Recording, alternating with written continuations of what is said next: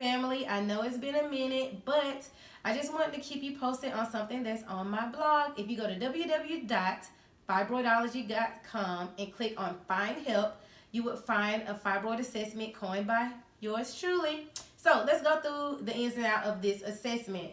With this assessment, you are monitoring the either growth or shrinkage of your fibroid by this assessment tool. So all you need is a tape measure, a pen, and a pencil. So let's get started. So what we would like to do, maybe every 3 to 6 months around the same time of the month, you want to take your tape measure and either in inches or centimeters, you want to wrap it around your abdomen as so. With that being said, if your tape measure is out here, you know your fibroids are larger. But if it's here, you know that they're shrinking. So, besides the use of the tape measure, you can use your trusty fingers because they feel things more so than a measuring tape would.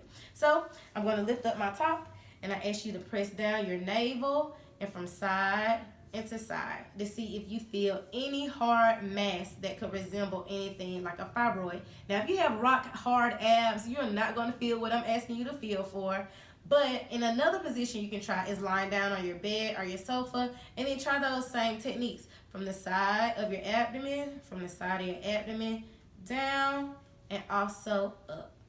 So other things you want to take into consideration with this assessment is, have you had an ultrasound to monitor your growth? They're recommended every 6 months to see if you're getting any shrinkage or any growth for that matter. And then you can document it on the assessment that you can print off from the website. Another thing to consider is, how are your periods? Are they 5 days? Are they 4 days? Are they 7 days? And if you've taken this assessment before, have the days of your period decreased? Jot that down. What's the quality of the blood like of your cycle? Is it a bright red? Is it dark, dusky red? Is it dark brown? Bright red is what we're shooting for. If it's that dark brown, that means it's stagnant blood from your cycle, and that's what we do not want. Are you anemic? So do you feel lightheaded? Just can't hardly make it during your period?